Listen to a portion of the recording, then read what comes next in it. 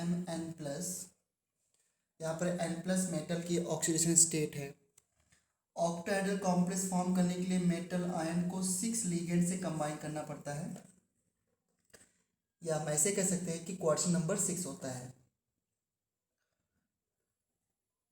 So metals के ये 5d orbitals हैं। Initially, all d orbitals of metal ions are degenerate. When they combine with 6 ligands, they have lone pair or negative charge. Then सभी d orbital की energy बढ़ती है, और फिर इसके बाद में एज वी नो कि टू फॉर्म ऑक्टाहेड्रल कॉम्प्लेक्सेस,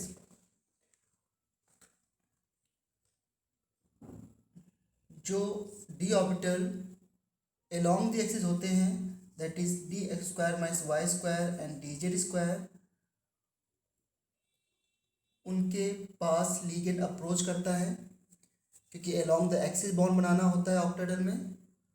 और फिर जिन d ऑर्बिटल के पास लिगेंड ज़्यादा जाता है वो रिपेल भी ज़्यादा होते हैं। तो फाइनली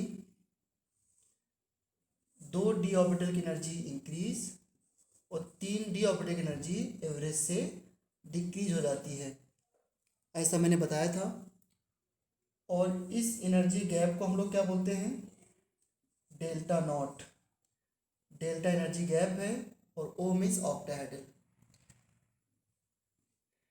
ये तीनों डी ऑर्बिटल हैं, dxy, dyz, dzx, जिसको हम लोग बोलते हैं T2g। और ये दोनों क्या हैं? dx² - y² एंड dz², इसको बोलते हैं हम लोग Eg। Eg का मतलब यहाँ पे डबलेट से है कि इन 2 डी ऑर्बिटल की एनर्जी सेम है, और ये ट्रिपलेट है, इन 3 की अलग सेम है। ओके। एवरेज एनर्जी इस सेंटर पे, इसे बोलते हैं बैरी सेंटर। यहाँ पर टोटल एनर्जी का सम जो होता है वो 0 होता है। अब देखो 5 डी ऑर्बिटल में यहाँ पर एक की एनर्जी होती है +3/5 डेल्टा नॉट, और यहाँ पर एक की होती है -2/5 डेल्टा नॉट। तो 3 की कितनी हो जाएगी? -6/5 डेल्टा नॉट। यहाँ पे 2 की कितनी हो जाएगी? +6/5 डेल्टा नॉट, और एनर्जी का सम कितना आ जाएगा? 0। ठीक है, ये मैंने बता दिया था।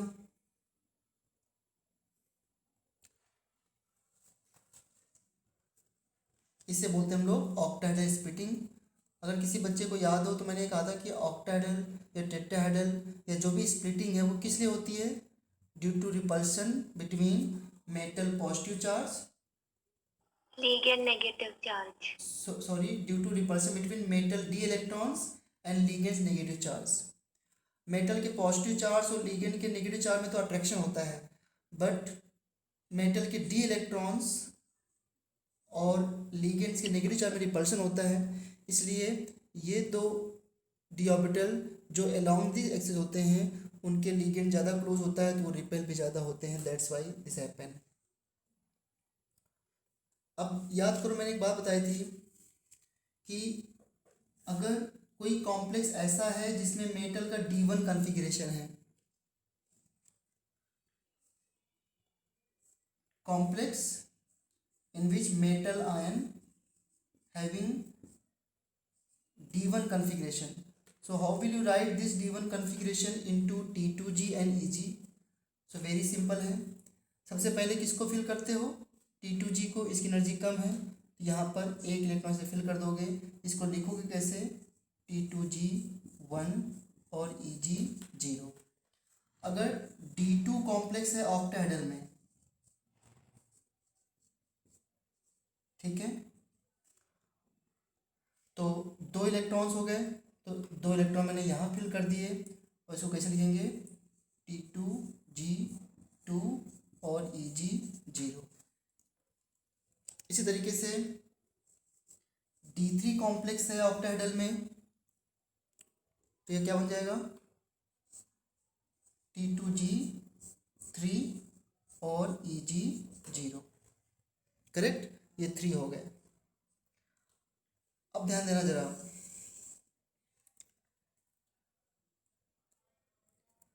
अगर D4 कॉम्प्लेक्स है, D4 कन्फिग्रेशन है किसी मेटल आयन का, तो फोर्थ इलेक्ट्रॉन, 3 तो ऐसे फिल हो गए, फोर्थ इलेक्ट्रॉन कहाँ जाएगा? फोर्थ इलेक्ट्रॉन को हम यहाँ पेयर कर सकते हैं या फोर्थ को ईजी में रख सकते हैं। ये बात किस फैक्टर पे डिपेंड करेगी? क्या कोई आंसर करना चाहेगा?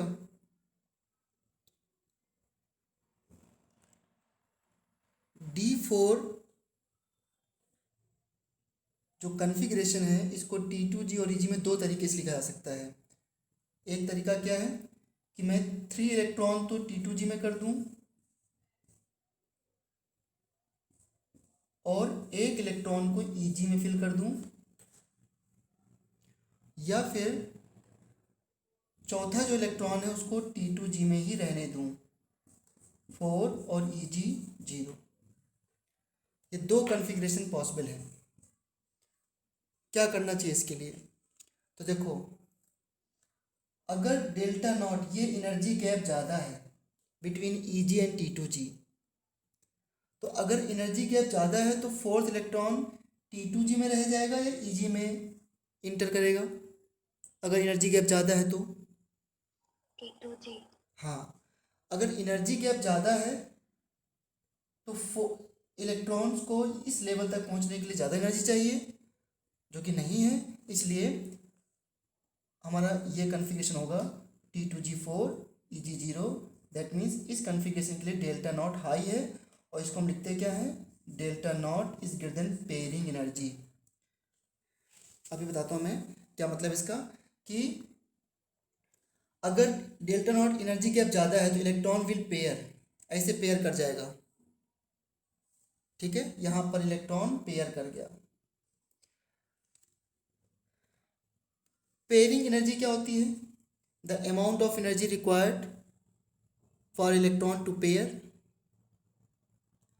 अब अगर ये डेल्टा एनर्जी गैप ज़्यादा है तो यहाँ तक पहुँचना मुश्किल है, इसलिए इलेक्ट्रॉन यहाँ पेयर कर गया, क्योंकि पेयरिंग के लिए कम एनर्जी चाहिए। बट अगर delta not less than pairing energy है, दैट मीन पेयरिंग एनर्जी ज़्यादा रिक्वायरमेंट है, और आपको पता है कि इलेक्ट्रॉन को ऊपर जाने से भी फ़ायदा है, क्योंकि आपको पता है हाफ फिल्ड कन्फिग्रेशन की तरह अप्रोच करता है। आपको याद है ना, D5 is more stable configuration due to exchange energy. 11th में आपने पढ़ा है half filled configuration is more stable. तो ऊपर जाता है तब भी उसको स्टेबिलिटी मिलती है, लेकिन अगर ये एनर्जी गैप ज़्यादा होगा तो नीचे रह जाएगा इलेक्ट्रॉन, और एनर्जी गैप अगर कम है तो इलेक्ट्रॉन यहाँ पे जाना चाहेगा। तो ये देखो, मैंने डेल्टा नॉट को कम किया है, अगर डेल्टा नॉट कम है तो इलेक्ट्रॉन ऊपर चला जाएगा और तब आपका ये कन्फिग्रेशन होगा। दैट मीन्स ये कन्फिग्रेशन ना होकर के ये कन्फिग्रेशन होगा, इस तरीके से। अब याद करो मुझे,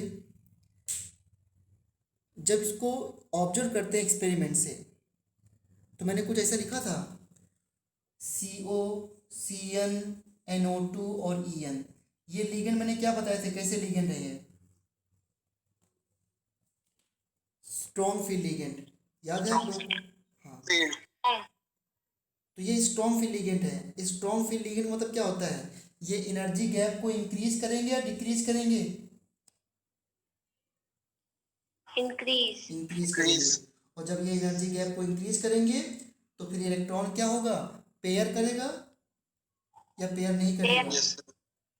पेयरिंग करेगा। तो अब आपको पेयरिंग का कंसेप्ट समझ में आ गया, जब मैंने कहा था कि इनको स्ट्रॉन्ग फील्ड लिगेंड मान लो, इलेक्ट्रॉन को पेयर करा दो। तो ये क्या करते हैं? This ligand increases the energy gap between T2G and EG orbitals, and that's why electron pair up.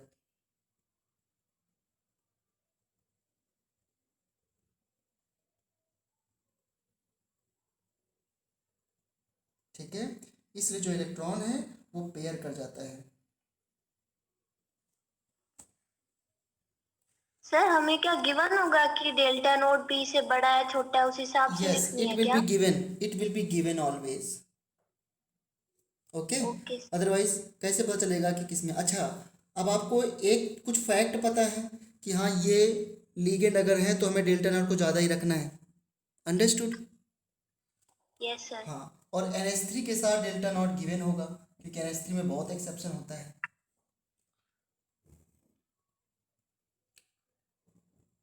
ठीक है, अब यस देखो सर। यहाँ पर एक चीज जो इंटरेस्टिंग पूछते हैं वो भी देखो।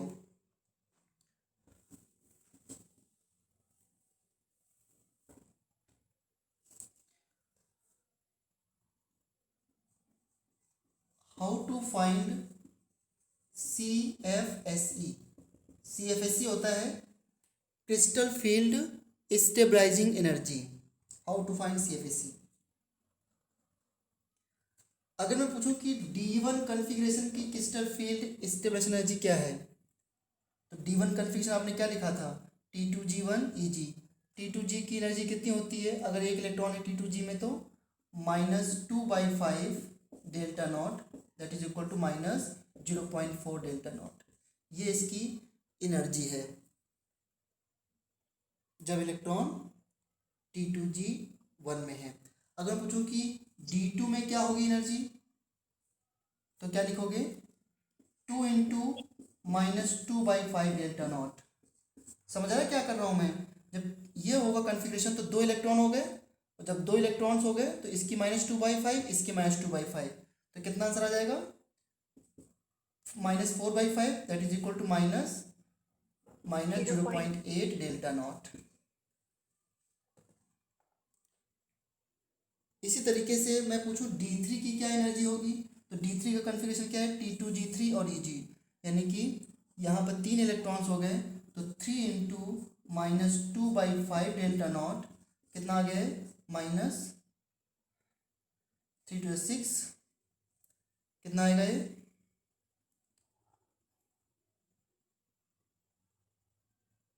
1.2। -1.2। Okay, -1.2 delta not. अब देखो ध्यान से, अगर D4 कॉन्फ़िगरेशन है और उसमें पूछा गया है CFSE क्या आएगी, तो D4 में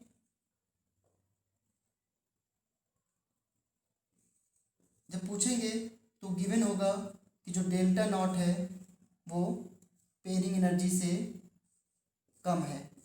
तो अगर डेल्टा नॉट पेयरिंग एनर्जी से कम है तो कन्फ्यूजन क्या होता है, ये वाला T2G3 और EG1, तो क्या होगा, 3 into -2/5 delta not plus EG की एनर्जी क्या होती है, EG में एक इलेक्ट्रॉन है, कितना एनर्जी है इसकी, 3/5 डेल्टा नॉट, तो प्लस 3/5 डेल्टा नॉट, कितना आ गया ये, -0.6 delta not.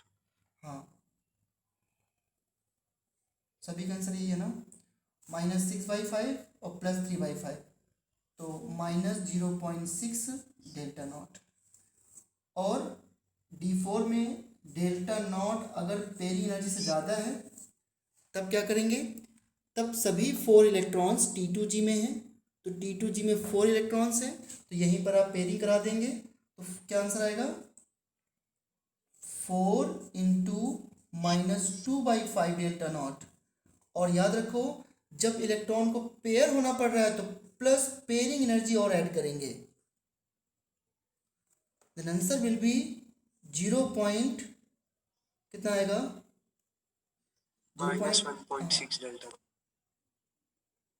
-1.6 delta not plus P, right, यही तो आएगा आंसर।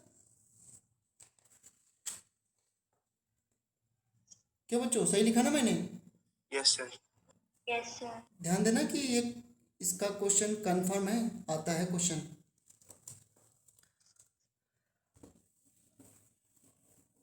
अब आते हैं D5 का केस फॉर ऑक्टाहेड्रल। अभी केवल ऑक्टाहेड्रल की बात हो रही है। अगर D5 कॉन्फ़िगरेशन है और मैंने ये कह दिया delta not is less than pairing energy, तो what should be the electronic configuration at this case, T2G3 EG2। Very good. अगर ऐसा है पेयरिंग एनर्जी कम है, सॉरी डेल्टा नॉट कम है, तो पेयरिंग नहीं होगी, और इस केस में 1 2 3 और ये देखो ये कन्फिग्रेशन हो जाएगा आपका T2G3 और EG2। आप ऐसे लिख सकते हो इसको, ये T2G हो गया हमारा और EG2 हो जाएगा ये। सो ये EG हो गया। टोटल 5 इलेक्ट्रॉन इस तरह होंगे और ये काफ़ी स्टेबल कन्फिग्रेशन होगा। बताइए यहाँ पे CFSE क्या आएगी, क्रिस्टल फील्ड स्टेबल एनर्जी क्या आएगी। सो -2/5 into 3 plus 2 into 3/5 delta nought. ये डेल्टा नॉट होगा यहाँ पे इंटू 3, यही तो होगा। क्या इसका आंसर 0 आ जाएगा? 0। यस। और इसी तरीके से अगर मैं D5 कन्फिग्रेशन में डेल्टा नॉट जो है वो पेयरिंग एनर्जी से ज़्यादा है, तब क्या करेंगे? What should be the electronic configuration? क्या दोनों T2G5। इलेक्ट्रॉन पेयर कर जाएंगे? T2G5 EG0। क्लियर है सभी को? अगर एनर्जी गैप ज़्यादा है तो ये दोनों इलेक्ट्रॉन जो हैं यहाँ पर Yes, sir. पेयर कर जाएंगे। ओके, देन क्या आंसर आएगा? 5 into -2/5 delta delta not note plus P। Plus 2P, क्योंकि दो इलेक्ट्रॉन पेयर कर रहे हैं। ठीक है, Yes, sir. हाँ, ये आपका आंसर हो गया। लेकिन इसके बाद D5 के बाद जब आप D6 में जाएंगे तो थोड़ा सा ध्यान देना पड़ेगा, वो मैं बताता हूँ अभी आपको।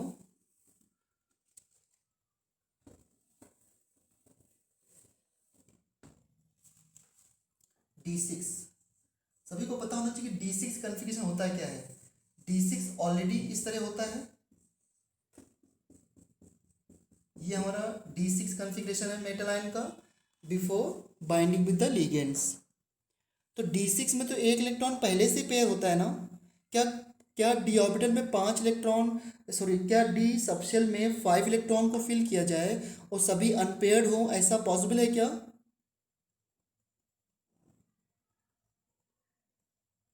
टेल मी, D सबसेल में 6 इलेक्ट्रॉन्स हो और सभी अनपेयर्ड हो, ऐसा पॉसिबल है? एक तो पेयरिंग में होगा ना।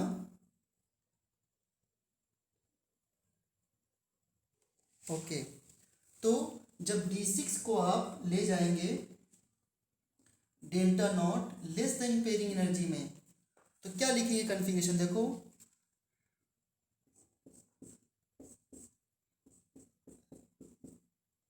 क्या लिखेंगे कन्फिग्रेशन? पहले एक एक फिल करेंगे और पेयरिंग एनर्जी जब ज़्यादा है तो पेयरिंग नहीं करानी है, तो ये कन्फिग्रेशन होगा T2G4 और EG2।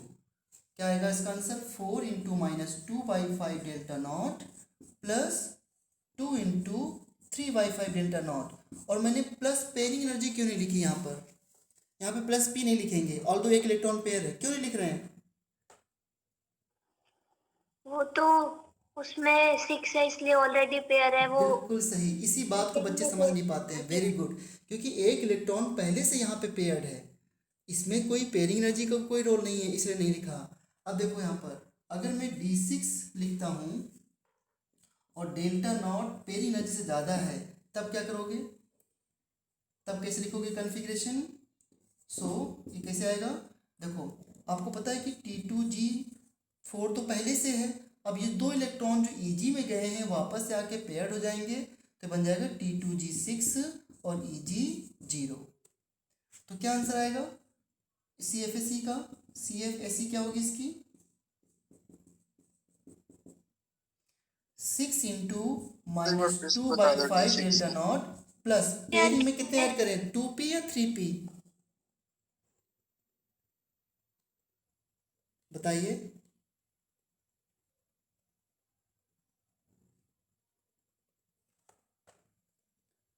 प्लस पेयरिंग एनर्जी में एक कितने? बार D6 फिर से बता दो।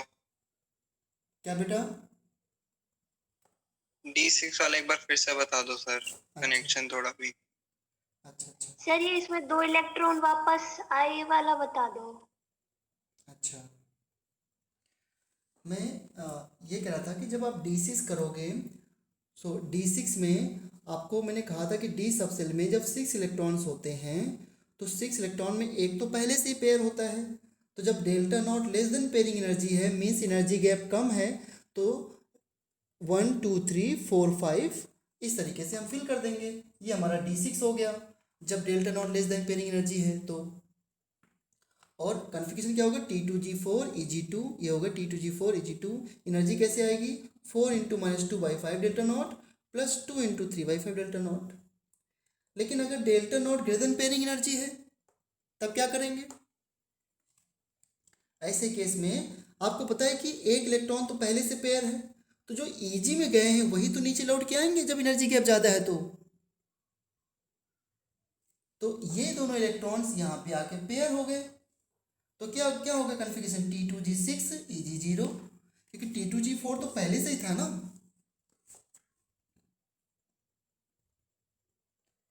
इसमें कन्फ्यूजन हो सकता है आपको, इसलिए ध्यान रखना कि अगर D6 है तो इसका मतलब एक इलेक्ट्रॉन पहले से ही T2G में पेयर्ड है। तो यहाँ पर जब P में ऐड करेंगे तो क्या केवल 2P ऐड करेंगे, 3P ऐड नहीं करेंगे। जैसे यहाँ पे आपने P नहीं ऐड किया था ना, क्योंकि एक तो पहले पहले अपने आप ही पेयर्ड है। समझे कि नहीं समझे अभी। Yes sir. हाँ, अब एक लास्ट क्वेश्चन पूछता हूँ इसमें, बताइए D10 कन्फिग्रेशन, D10 अगर कन्फिग्रेशन है, delta not is greater than P और delta not is less then P में CFSE की क्या वैल्यू आएगी।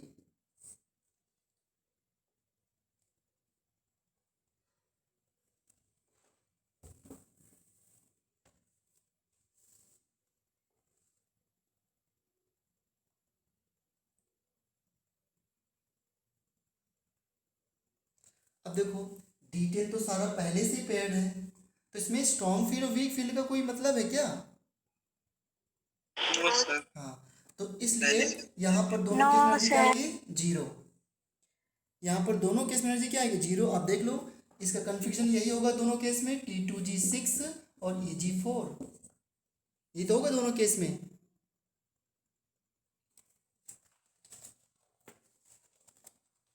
यस बताइए। सर। हाँ, तो क्या आंसर आ जाएगा, 6 × -2/5 delta not plus 4 × 3/5 delta not, और इसका सम कितना आ जाएगा, जीरो।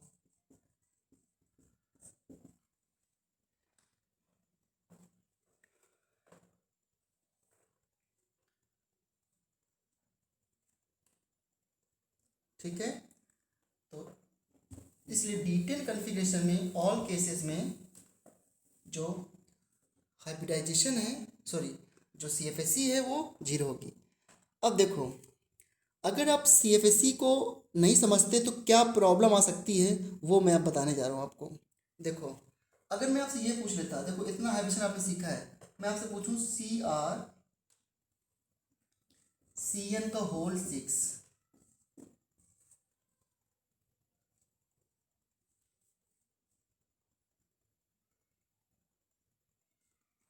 -4 चार्ज, बताइए यहाँ पर क्रोमियम पे हाइब्रिडाइजेशन क्या है और इसमें कितने, इसका मैग्नेटिक मोमेंट क्या है।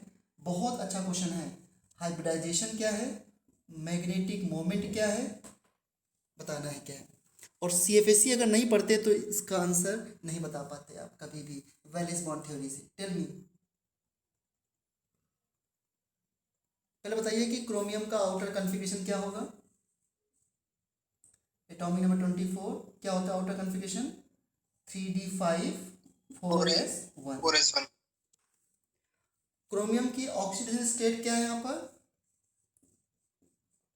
सेकंड है। क्या +2 आएगी ऑक्सीजन स्टेट क्रोमियम की यहाँ पर, टेल मी। यस सर, +2 आएगी। +2 आएगी। Yes sir. हाँ, तो +2 आएगी तो क्या मैं इसको लिख सकता हूँ 3d4 4s0। हाँ। ठीक है, यस। 3d4। अब ध्यान देना, अब इसके बाद मुझे आप समझाओ, ये 3d लिख लिया, ये 4p लिख लिया, दिस इज 4s 4p। क्या कर रहे हो आप लोग। सो 1 2 3 4, बताइए क्या करें। ये 4d है, what is hybridisation.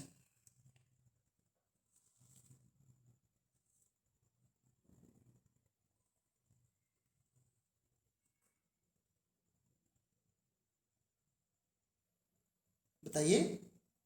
CN strong field ligand है ना? Yes sir. सर हम सबको पेयर। सबको पेयर करा दें?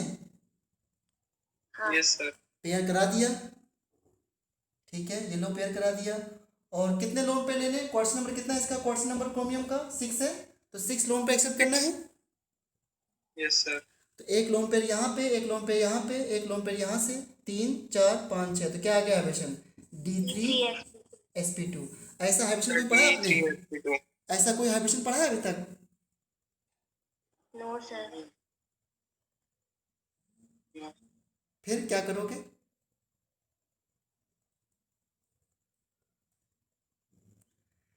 क्रिस्टल फील्ड, देखो वैलेंस बॉन्ड थ्योरी में कुछ पिक्चर क्लियर नहीं था, अभी एक चीज़ मैंने आपको समझाई है, अगर वो बात आप अपने आप से कह लो तो बहुत अच्छी बात है, कह दो तो। बताओ पेयरिंग का कंसेप्ट कितने इलेक्ट्रॉन के बाद आता है, ये बताओ मुझे पहले।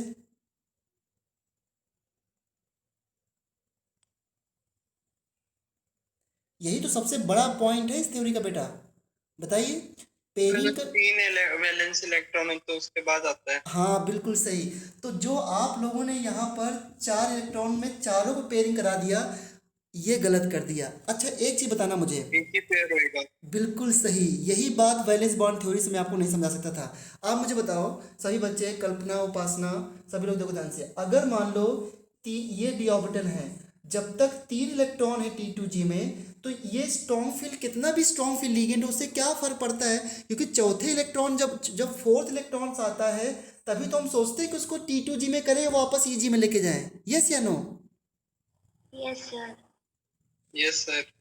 अगर चौथा इलेक्ट्रॉन ही नहीं है तो उसके बाद पेयरिंग चाहे जितना स्ट्रॉन्ग, अच्छा ये एनर्जी गैप का हमें क्या करना है जब चौथा इलेक्ट्रॉन हमें भरना नहीं है तो, ओके। Yes sir. हाँ, तो जब चौथा इलेक्ट्रॉन फिल कर रहे हैं तो ये सिर्फ फोर्थ इलेक्ट्रॉन जो है ये पेयर होगा। तो कितने अनपेयर है अभी? 2। और ये देखो, अगर ये मैं बैलेंस बॉन्ड यूज करता तो 100% अगर ये क्वेश्चन आ जाता तो क्या आप इसको डायमेटिक नहीं कर देते आप लोग कि भाई चारों पेयर कर दो, है ना? लेकिन अभी भी ये मॉलिक्यूल क्या पैरामैग्नेटिक है डायमैग्नेटिक? सर पैरामैग्नेटिक है। पैरामैग्नेटिक है, वेरी गुड। सो ये दिस मॉलिक्यूल इज पैरामैग्नेटिक। और क्या आएगा इसका मैग्नेटिक मोमेंट, √3 3 + 2, ठीक है, ये आ जाएगा। और देखो हाइब्रिडेशन क्या आएगी इसमें, प्लस 2। सर। हाँ बेटा, sir 2 sorry into sorry 4। Sorry sorry 2 2 + 2 सही लिखा है अब तो सही लिखा है ना? यस। Yes sir. हाँ। और क्या इसका हाइब्रिडेशन D2sp3 आएगा? यस हाँ सर। सर। हाँ, D2sp3 आ गया और ऑक्टेट ज्योमेट्री आ एक पी गया। में और बनाना है। क्या बेटा? पी में 2 लोन पेयर और बनाना है। हाँ थोड़ा सा मुझसे जल्दी में गलती हो रही है, अब सही है ना? Yes sir. हाँ।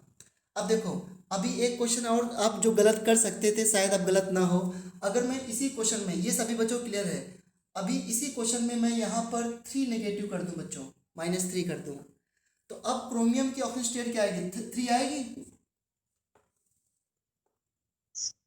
Yes sir. और यहाँ पे 3 यस सर। यस 6। सर। यहाँ पे 3D3 हो जाएगा ना? हाँ सर। और यस देखो सर। इसके पहले आप क्या करते, अगर ये मैंने आप समझाता तो एक पेयरिंग करा देते आप पहले। आप पेयरिंग कराओगे क्या एक भी? क्या एक भी इलेक्ट्रॉन की पेयरिंग कराओगे बच्चों? No sir. हाँ नहीं पेयरिंग कराएंगे। तो देखो ये अब इसके पहले गलती हो सकती थी, अब गलती का चांस कोई नहीं, हाइब्रिडेशन वही है बट इसका मैग्नेटिक मोमेंट पहले वाले से ज़्यादा हो गया है ना? Yes sir. हाँ। सो अब आपका वैलेंस बॉन्ड थ्योरी क्लियर हुआ है। नहीं अभी तक वैलेंस बॉन्ड थ्योरी में बहुत सारे क्वेश्चन गलत हो सकते थे।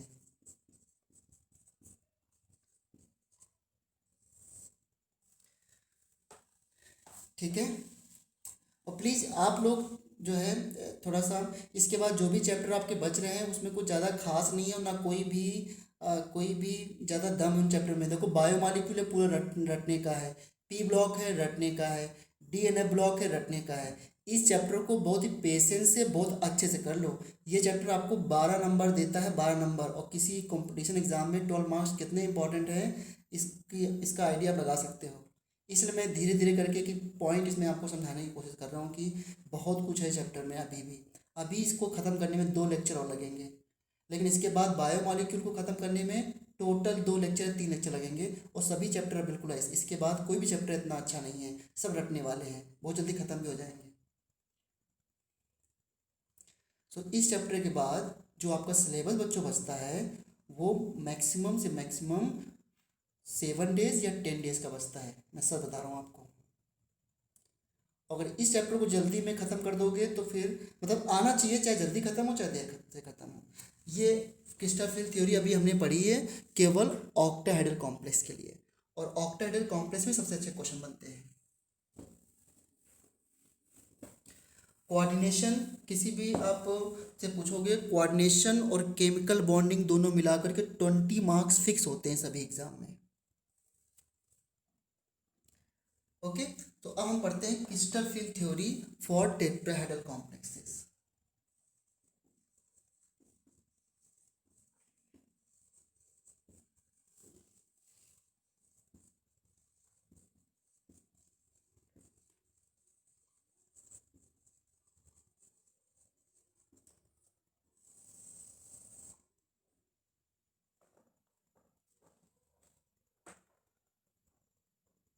ठीक है, अब मुझे इतना बताओ कि टेट्राहेड्रल कॉम्प्लेक्स कैसे बनता है। अगर किसी क्यूब में हमें टेट्राहेड्रल कॉम्प्लेक्स बनाना हो तो कैसे बनेगा।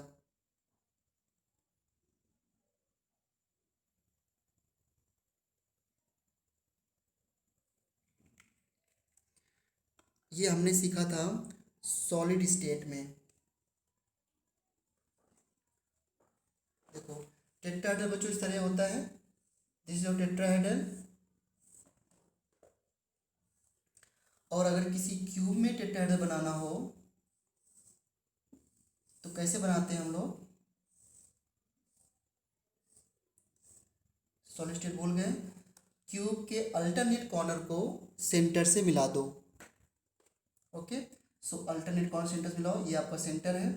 सो इस कॉर्नर को मैंने ले लिया, इसको मिला दिया सेंटर से, इसका अल्टरनेट ये कॉर्नर हो गया, इसको मिला दिया, और इसके बाद इसका अल्टरनेट कौन सा कॉर्नर हो गया, ये, इसको मिला दिया इसे, और इसके बाद इसका अल्टरनेट क्या हो गया, ये, इसको मिला दिया। देख सकते हो यहाँ पर आपका टेट्राहेड्रल बन गया है। अब इसको बाहर बना सकते हो। सो एक ये लाइन है, एक इधर जा रहा है, ये और ये आपका टेट्राहेड्रल है क्यूब के अंदर। ओके, सो क्यूब के अंदर कैसे बनता है tetrahedral, by matching alternate corner of the cube with the same, by matching alternate corner of the cube to the body centre या क्यूब सेंटर। ओके, अब मुझे बताओ। राइट शिफ्ट है जैसा। हाँ, अब मुझे ध्यान देना, ये एक्सिस हमारी जेड एक्सिस है, ये हमारे वाई एक्सिस है, और ये हमारी एक्स एक्सिस है।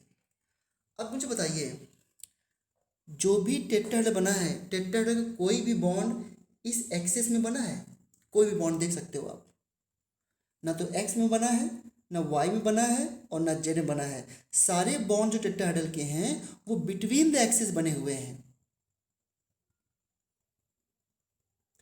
टेट्राहेड्रल में कोई भी बॉन्ड अलोंग द एक्सिस नहीं बनता है, और बस यहीं से आपको क्रिस्टल फील्ड थ्योरी जो है समझ में आ जाएगी फॉर टेट्राहेड्रल कॉम्प्लेक्स।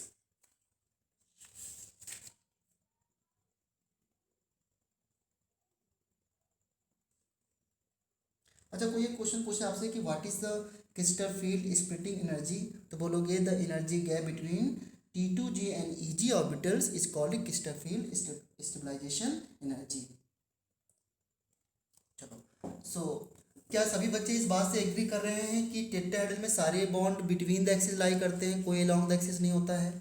तभी मैं आगे बढ़ Yes. पाऊंगा। ओके, ठीक है।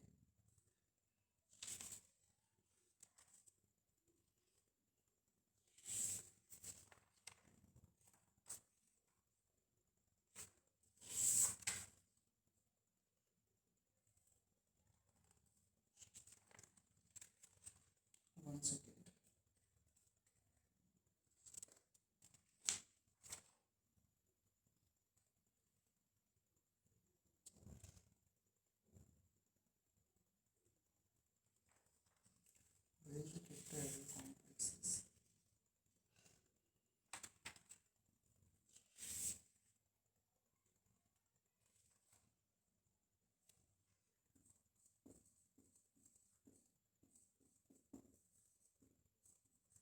splitting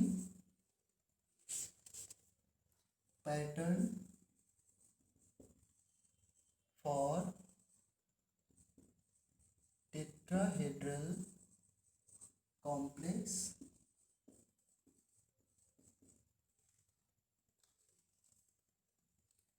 complexes is reverse of octahedral complex। ठीक है,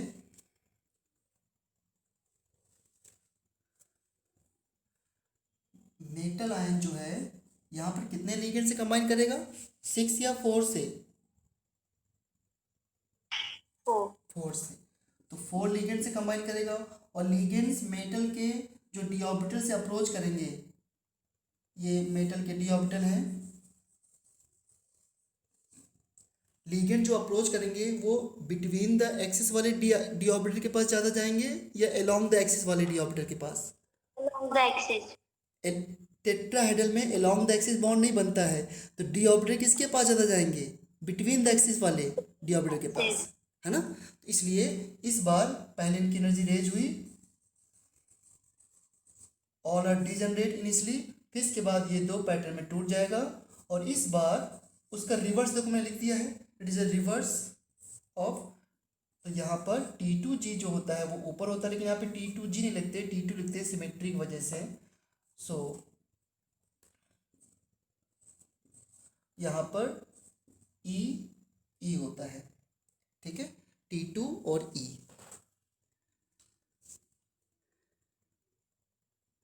कहीं की बुक में T2G मेंशन है तो कोई दिक्कत नहीं, वैसे लिखा जाता है T2E, इसका कुछ हायर लेवल का रीजन है, बट अभी अपना आप देख लो। इनके बीच में जो एनर्जी गैप है उसको किससे रिप्रेजेंट करेंगे, डेल्टा एनर्जी गैप, और O लगाएंगे T लगाएंगे, इस बार T लगाएंगे, delta T energy gap.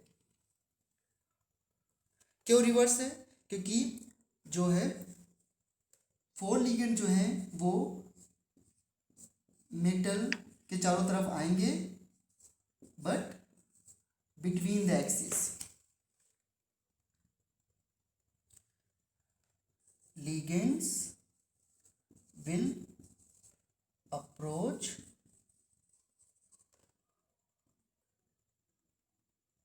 of metal d orbitals lying between the axes। बस इतना आपको इसमें समझना है और सारी बातें इसमें सेम है। यस, पर एक बात बता दो, ये बिटवीन द एक्सिस वाले क्यों होंगे इसमें सर? क्योंकि अभी आपने देखा कि जो टेट्राहेड्रल में सारे बॉन्ड जो होते हैं वो भी, कोई भी जो बॉन्ड है वो अलोंग द एक्सिस नहीं बनता है। हाँ, तो जब बॉन्ड अलोंग द एक्सिस नहीं बनता है तो सारे बॉन्ड बिटवीन द एक्सिस हैं। आप क्यूब में देख रहे थे तो लिगेंड बिटवीन द हाँ एक्सिस सर, की तरफ ही, तो लिगेंड बिटवीन द एक्सिस की तरफ से ही तो जाएगा बॉन्ड बनाने के लिए। तो ओके सर। वही डी ऑर्बिटल मेटल के पास ज़्यादा क्लोज होंगे जो d orbital between the axis होंगे, क्योंकि अलोंग द, अगर d x square d s y square अगर मेटल के ज़्यादा क्लोज होगा तो उससे तो बॉन्ड बनाना ही उसको। क्या क्लियर है आपको? ये सर क्लियर हो गया। हाँ, ठीक है। अच्छा, अब एक बेसिक क्वेश्चन मैं पूछता हूँ आपसे, बताइए मैग्नीट्यूड में डेल्टा नॉट और डेल्टा टी में ज़्यादा बड़ा कौन होगा? डेल्टा नॉट में आपको पता है कि 6 लिगेंड्स कंबाइन करते हैं और यहाँ पे 4 लिगेंड कंबाइन करते हैं। तो ठीक है, ये बताओ कि ऑल्दो ऑक्टेट स्टेबल ज़्यादा होता है क्योंकि 6 बॉन्ड बनने से ज़्यादा एनर्जी रिलीज होती है, बट अगर मैं पूछूं कि एनर्जी ज़्यादा गैप कौन बढ़ाएगा, डेल्टा नॉट डेल्टा टी, तो 6 लिगेंड ज़्यादा एनर्जी गैप क्रिएट करेंगे या 4 लिगेंड्स? Tell me. 6 लिगेंड ज्यादा 6 ले, हाँ, तो इसलिए मैग्नीट्यूड में डेल्टा नॉट हमेशा डेल्टा टी से बड़ा होता है। और इसमें एक रफ रिलेशन भी होता है, रफली रिलेशन भी होता है कि जो डेल्टा नॉट होता है बेटा, जो डेल्टा नॉट होता है या जो डेल्टा टी होता है वो वो 4/9 ऑफ डेल्टा नॉट होता है। इस पे भी क्वेश्चन आ सकते हैं। अगर मैं ऐसे लिखता हूँ रिलेशन, तो कौन बड़ा लग रहा है आपको? डेल्टा नॉट बड़ा लग रहा है ना। अब ये कैसे आया है रिलेशन, इसमें कहीं कोई डेरिवेशन नहीं है। थ्योरेटिकली देखो कैसा बोल देते हैं, थ्योरेटिकली ऐसे बोल देते हैं भाई कि इसमें 4 लिगेंड्स कंबाइन करते हैं सेंटर मेटल एटम से, यहाँ पे 6 लिगेंड कंबाइन करते हैं, तो इसलिए 4 और 6 का रेशियो क्या हो गया हमारा कि डेल्टा टी जो है that is 4/6 of delta not. यहाँ पे 4 लिगेंड्स कंबाइन कर रहे हैं, इसमें 6 लिगेंड कंबाइन कर रहे हैं, इसलिए 2/3 हो गया। तो इसमें 4/6 ये हो गया इनटू। इसके बाद यहाँ पर 2 ligands along the axis damage करते हैं, और यहाँ पे यहाँ पर लिगेंड्स अलोंग द एक्सिस जाते हैं, और अलोंग द एक्सिस में कौन क्या कितने ऑर्बिटल मिलते हैं? 2 ऑर्बिटल, 2 डी ऑर्बिटल। और यहाँ पर लिगेंड क्या जाते हैं? Between the axis. तो आपको पता है बिटवीन द एक्सिस का मतलब समझो पार्शियल ओवरलैपिंग, और अलोंग द एक्सिस का मतलब होता है हेड टू हेड ओवरलैपिंग। तो हेड टू हेड ओवरलैपिंग में ज़्यादा रिपल्शन होगा या पार्शियल ओवरलैपिंग ज़्यादा रिपल्शन होगा? हेड टू हेड में, क्योंकि वहां पे सीधा स्ट्राइक कर रहा है लिगेंड्स मिड डी ऑर्बिटल से। तो कितने हेड टू हेड गए थे? 2 लिगेंड्स। इसमें 2 लिगेंड सीधा स्ट्राइक करते हैं, यहाँ पे 3 लिगेंड बिटवीन द एक्स जाते हैं, तो 2/3 और हो गया। रफली एक बात कर रहा हूँ मैं, तो 4/6 इंटू 2/3, ये 4/6 क्यों लिखा? 4 लिगेंड्स जा रहे हैं उसमें डेल्टा टी में, टेट्राहेड्रल में, इसमें 6 जा रहे हैं, और इसमें जो है वो 2/3 टाइम्स क्यों लिखा मैंने? क्योंकि वो 2 लिगेंड डायरेक्टली स्ट्राइक कर रहे हैं, यहाँ पे 3 बिटवीन द एक्सिस स्ट्राइक कर रहे हैं, तो कितना आ गया? अप्रॉक्सीमेटली 4/9। अदरवाइज ऐसा कहीं कुछ नहीं मेंशन है, जो मैं बता रहा हूँ आपको ऐसा कहीं मेंशन नहीं है। आपको डायरेक्टली लिखना है delta t equal to 4/9 of delta nought. Theoretically एक ऐसा रिलेशन डेवलप कर दिया जाता है कि डेल्टा नॉट डेल्टा टी से कितना बड़ा है। और अदर चीज़ें यहाँ पे बिल्कुल सेम है, अदर चीज़ें सेम है। अगर मैं कहूँ कि D1 कन्फिगरेशन लिखो टेट्राहेड्रल में, टेट्राहेड्रल कॉम्प्लेक्स में, तो कैसे लिखोगे? पहले कौन भरा जाएगा? यहाँ पे E भरेंगे या T2G भरेंगे? पहले E भरेंगे, तो क्या होगा? E1 T2 0। अगर मैं D2 लिखना चाहूँ टेट्राहेड्रल में, तो क्या लिखूंगा मैं? E2 T2 0। और अगर मैं D3 लिखना चाहूँ टेट्राहेड्रल में, तो क्या करूँगा? अब देखो, जब 2 इलेक्ट्रॉन्स यहाँ पे आ जाएंगे, तो इस बार पेयरिंग का कंसेप्ट कितने इलेक्ट्रॉन्स के बाद आएगा? 2 के बाद या 3 के बाद? 2 के बाद। 2 के बाद। तो अब अगर 2 के अब अगर ऐसा कह दिया जाए कि डेल्टा टी जो है वो लेस देन है पेयरिंग एनर्जी, तो इसका मतलब पेयरिंग एनर्जी ज़्यादा है, तो नीचे पेयरिंग नहीं करेगा, यानी कि E2 और T2 की पावर 1 हो जाएगा। और अगर यहीं पर डेल्टा नॉट जो है वो पेयरिंग एनर्जी से ज़्यादा हो जाता, तो ये बन जाता E2 3 और T2 0। ये इसमें कोई खास क्वेश्चन नहीं बनेगा, सारे क्वेश्चन ऑक्टेहेड्रल में ही आते हैं। ये आपकी टेट्राहेड्रल स्प्लिटिंग है।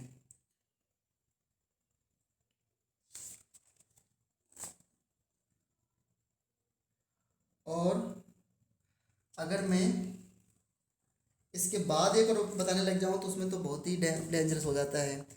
Splitting in square planar complexes.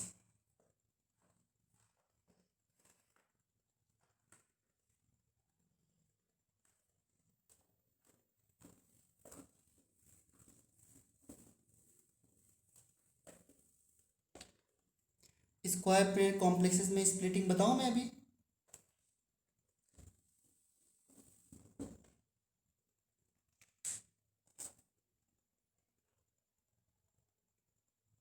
बोलो।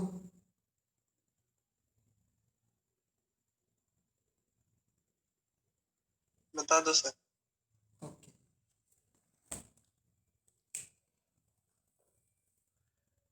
CFT for square planar complexes. अब देखो ये हमारे कोर्स में नहीं है ना, और CBSE बोर्ड में इस बार ये एक्सक्लूडेड है, सारा एक्सक्लूडेड है जो मैंने आज बताया है।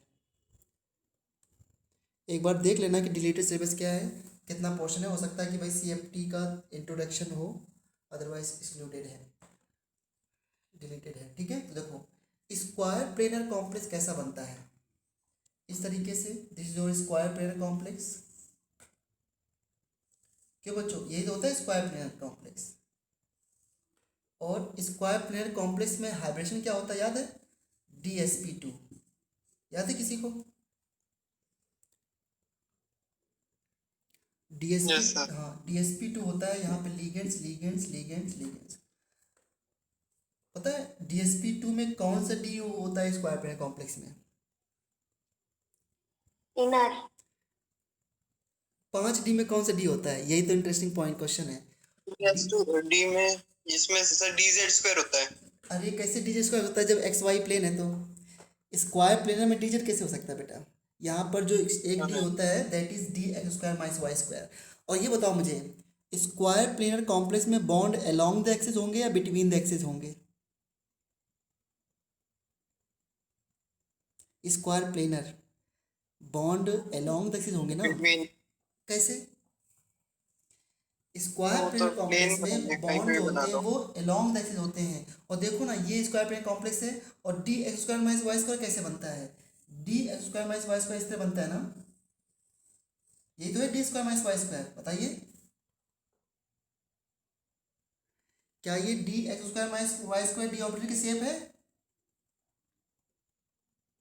Yes sir. हाँ, बॉन्ड इसमें अलोंग द एक्सिस होते हैं। मैं इनको मिला देता हूँ ऐसे। Yes sir. ये क्या बन गया बताइए? What is this? Square planar. ये हो गया स्क्वायर प्लेनर। Yes sir. हाँ, तो स्क्वायर प्लेनर में जो लीगेंड्स हैं वो इस तरीके से आएंगे। पहली बार चारों लीगेंड्स आएंगे एक्स और वाई के अलोंग। बहुत ध्यान देना, एक्स और वाई के अलोंग आएंगे टू फॉर्म द बॉन्ड्स। अब कोई भी स्टूडेंट अगर स्क्वायर प्लेनर की स्प्लिटिंग को समझना चाहता है तो वो थोड़ा सोचे कि स्क्वायर प्लेनर स्ट्रक्चर ऑक्टाहेड्रल से कैसे आ सकता है, तो बहुत आसान हो जाएगा। अगर यहीं पर मैं दो लिगेंड ऐसे लगा दूं, अब ये क्या बन गया बताओ? ऑक्टाहेड्रल। ऑक्टाहेड्रल। और ऑक्टाहेड्रल पता है आप लोगों को? sp3d2 होता है जिसमें दो डी होते हैं। वो D² माइनस वाई स्क्वायर और DZ² होते हैं। आप समझ सकते हो ये दो क्यों हैं? क्योंकि अंदर तो स्क्वायर प्लेन बनता है ना ऑक्टाहेड्रल में, और ऊपर एक जेड एक्सिस होती है इस तरीके से। तो जेड एक्सिस में क्या होगा? DZ²। नहीं समझे बात को? Yes sir. हाँ, तो अगर मैं ऑक्टाहेड्रल से दो लिगेंड को हटा दूं एक्सियल वाले, तो स्क्वायर प्लेनर बन जाएगा। और यहीं से स्क्वायर प्लेनर की स्प्लिटिंग आपको समझ में आ जाएगी। ठीक है, तो देखो ध्यान से, ऑक्टाहेड्रल आपने कैसे बनाया था? तो इधर पहले ये 5 डी ऑर्बिटल्स हैं जो शुरू में डी जनरेट है, एनर्जी बराबर है। जब इन्होंने लीगेंड से कंबाइन किया 6 लीगेंड से, तो इस तरीके से सभी की एनर्जी इंक्रीज हुई और बाद में ये क्या हो गया? डीजनरेसी ब्रोकन हो गई। इस तरीके से ये आपका बन गया T2G और ये बन गया आपका AG। क्या बच्चों, ये हमारा था ऑक्टाहेड्रल। Yes sir. अब ऑक्टाहेड्रल में बताइए ये दो डी कौन से हैं? एक सेकंड समझ जरा ध्यान से। ऑक्टाहेड्रल में ये दो डी कौन से हैं? DX² square minus b square और स्क्वायर। DZ²। यही तो है ना? Correct, dz square. लेकिन DZ² का Yes, sir. हाँ, DZ² का पार्टिसिपेशन हो रहा है क्या? हमको ज़्यादा रिक्वायरमेंट किसकी है? DX² माइनस वाई स्क्वायर की रिक्वायरमेंट है ना? Yes sir. तो हमने DZ क्या हुआ बताइए? जो लीगेंड्स आएंगे 4, वो किसके अलोंग आएंगे? ये D, ये आपका D² माइनस वाई स्क्वायर है, इसी के चारों तरफ आएंगे ना ligands. Tell me. Yes sir. तो ज़्यादा इसी डी ऑर्बिटल रिपेल करेंगे या DZ को ज़्यादा रिपेल करेंगे? X square minus y square. हाँ, इसलिए क्या हुआ ध्यान देना, इसलिए क्या हुआ कि ये फर्दर ब्रेक हो गया। अब ये बहुत ही थोड़ा सा हाई उसका है, तो ये फर्दर ब्रेक हो गया। देखो इस तरीके से DX² minus y square further बढ़ गया, मीन्स एक डी ऑर्बिटल फर्दर बढ़ गया जो कि DX² माइनस वाई स्क्वायर है। और DZ² की एनर्जी काफ़ी ड्रॉप हो गई, ये हो गया DZ²। क्या समझे ऐसा क्यों हुआ? सर T2G से भी नीचे आ गई। अभी रुको एक मिनट, मैं बोला हूँ कि स्क्वायर प्लेनर कॉम्प्लेक्स क्यों आपके सिलेबस में बिल्कुल नहीं है, किसी भी जगह नहीं, तो आप समझना भाई क्यों है। अब ये 4 लीगेंड्स को बोला गया है कि आपको प्लेन बनाने के लिए एक्स और वाई में जाना है, लेकिन इनके सामने डी एक्स वाई भी तो फेस होगा, क्योंकि इनका ऐसे तो इनको एक्स और वाई कंपोनेंट के पास ज़्यादा जाना है ना एक्स प्लेन यस बनाने सर। के लिए, इसलिए ये भी ब्रेक होता है, ये भी ब्रेक होता है फर्दर। और देखो कैसे ब्रेक होता है, जितना एक्स वाई का है ना वो बहुत रिपेल हो जाता है, क्योंकि वो d x square minus y square और डी एक्स वाई इन दोनों के पास ज़्यादा जाता है, क्योंकि एक्स वाई प्लेन बनाना है, तो इस वजह से ये फर्दर ब्रेक होता है। अब बताओ इसमें इसमें क्या हो रहा है कि d x y d y z और डी जेड एक्स, ठीक है, डी वाई जेड और डी जेड एक्स, ये डी एक्स वाई भी बहुत रिपेल हो जाता है d x square minus y square की तरह ये भी होता है, तो उस कन्फ्यूजन में ये भी रिपेल होता है, इसलिए यहाँ पर दूसरा नंबर डी एक्स वाई का आ गया, और फिर इसके बाद डी वाई जेड और डी जेड एक्स इनका नंबर है। ये इस तरह से स्प्लिटिंग होती है।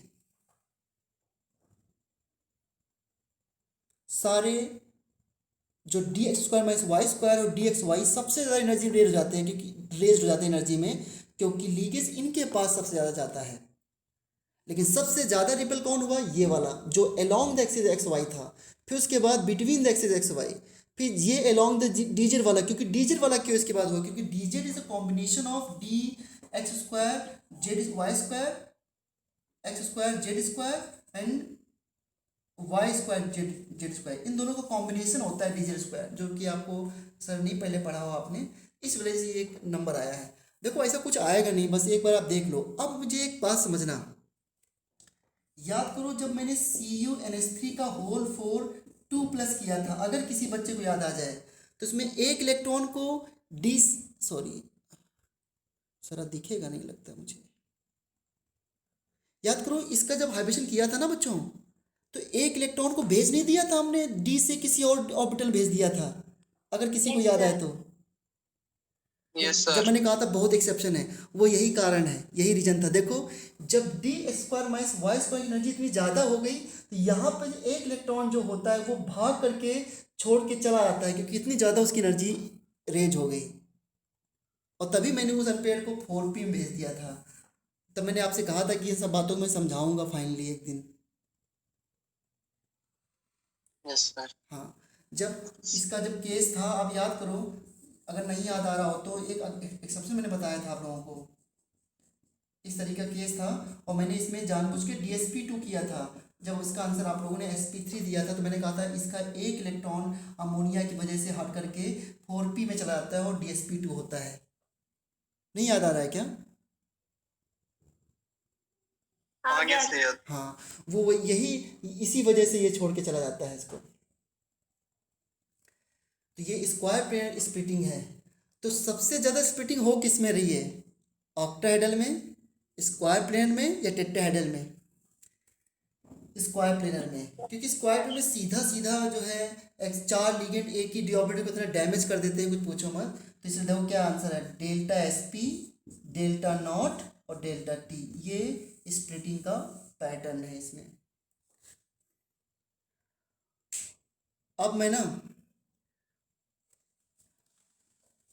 इसके बारे में